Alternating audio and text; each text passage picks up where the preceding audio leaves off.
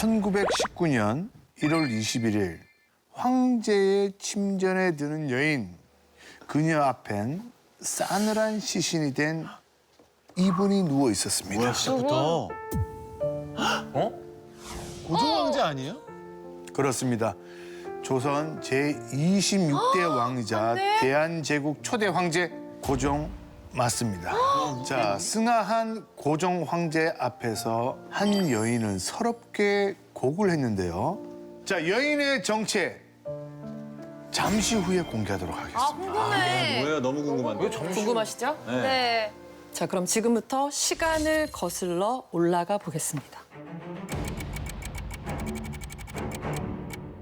1895년 10월 8일, 당시 일본 공사 미우라고로의 주도로 일본 낭인들이 명성황후를 시해한 날입니다. 당시 명성황후 시해 사건으로 민심이 요동치고 의병이 일어날 조짐을 보이자 일본은 이를 잠재우기 위해서 대책을 고종에게 건의합니다. 새 왕비를 들이십시오.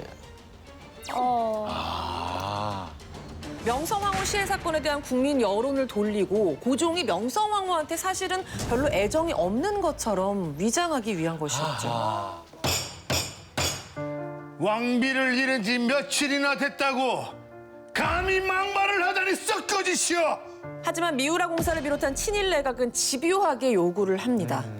압력을 못 이긴 고종은 결국 왕비 간택을 허락합니다. 아이고. 자, 이게 명성황후가 시해당한 이후 얼마 있은 후일까요? 겨우 6일째 되는 날. 일주일도 안 돼서? 네. 그렇습니다. 일반인도 아내를 잃고 나서 일주일도 안 돼 재혼하는 경우는 거의 없지 않습니까? 예, 이거는 뭐 일본은 고종에게 무리했다라는 거죠. 그리고 왕으로도 인정을 안 했다라고 볼 수 있는 겁니다. 네. 너무 보인다. 자, 그 후 왕비 간택은 정말 초고속으로 이루어집니다. 왕실의 혼인을 담당하는 가래도감을 설치하고 사대부 가문의 결혼 정년기 미혼 여성 중에서 후보를 선발해서 면접을 거쳐 최종적으로 한 명을 뽑았습니다. 바로 광산 김씨 가문의 17살 소녀가 새 왕비로 간택이 됩니다. 전하, 광산 김씨 가문 김승현의 자인 17살. 안 보겠어! 고종은 새 왕비와의 혼례를 거부합니다. 그런데 며칠 후 좋다. 그대들의 뜻대로 하겠다.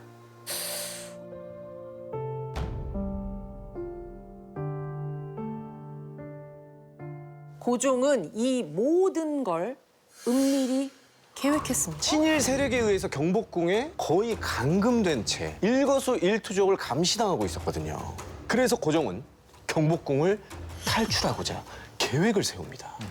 그리고 그 탈출 디데이를 명사봉영, 즉 간택된 여인을 궁으로 모셔가는 행사를 치르는 날로 잡은 거죠. 고종의 밀지를 받은 왕의 비서 업무를 담당하던 시종 임채수는 디데이로 삼은 1895년 11월 28일 고종을 구출하기 위해 경복궁의 북동쪽에 있던 춘생문으로 쳐들어갑니다.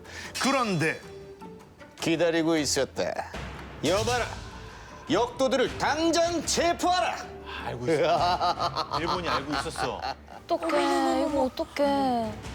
자, 궁궐 문을 열어주기로 했던 경비대대장 이진호가 배신을 한 겁니다. 야, 아우 이진호 씨. 이거 진짜 아니지. 결국 그들은 춘생문 돌파에 실패하고 전부 처형을 당합니다. 네, 이게 바로 춘생문 사건입니다.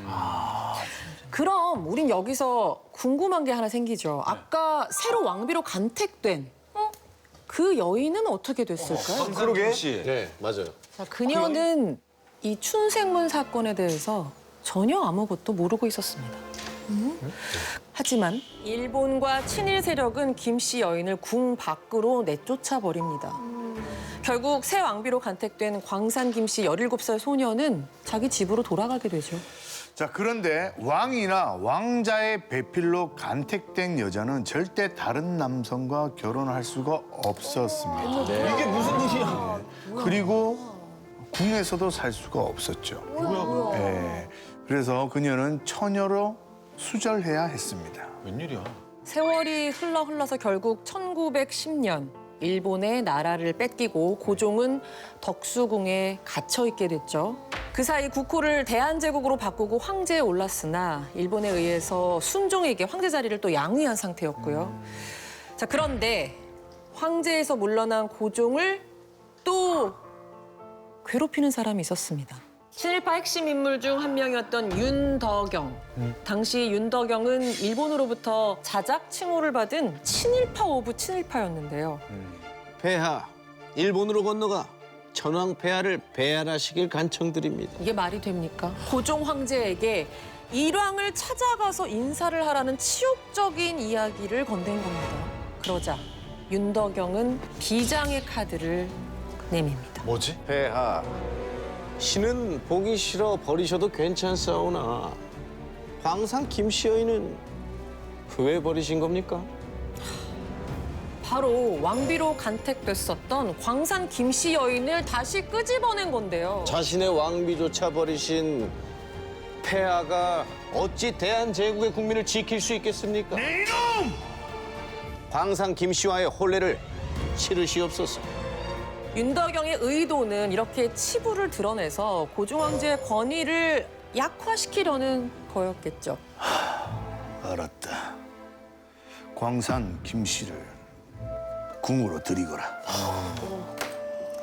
고종 황제는 마침내 광산 김씨 여인의 재입궁을 허락하게 됩니다. 그런데요, 17살의 왕비로 간택된 그녀의 나이가 39살이 됐습니다. 22년 후. 폐하, 새 왕비께서 입골하셨습니다. 어서 맞으러 가시지요. 꼴도 보기 싫다. 내 눈에 절대 띄지 말라 전해라. 광산 김씨는 잘못이 없잖아. 그건 그렇지. 이 고종 황제에게 광산 김씨 여인은 친일파들이 강제로 맞이하게 한 신부, 그 이상도 그 이하도 아니었던 거죠. 광산 김씨 여인이 친일파가 아님에도 불구하고 같은 등식으로 인식한 거예요. 자, 김씨 여인은 그토록 바라던 궁에 들어와서도 버림받고 궁궐 한쪽에 있는 작은 별당으로 보내지는데요. 네.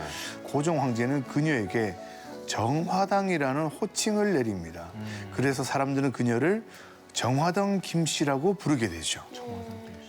자, 그렇게 마침내 정화당 김씨는 남편인 고종 황제를 평생 처음으로 만나게 됩니다.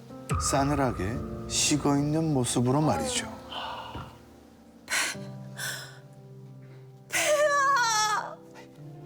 곡하지 마시오. 아니 지금 궁 밖으로 소리가 들리면 안 된단 말이오. 일본은 곡소리가 덕수궁 밖으로 새어날 경우 고종의 죽음이 알려질까 봐 고종이 승하한 침전의 방문은 물론 덧문까지 닫고 커튼까지 치며 궁녀를 비롯한 모든 이들에게 곡을 금지했는데요.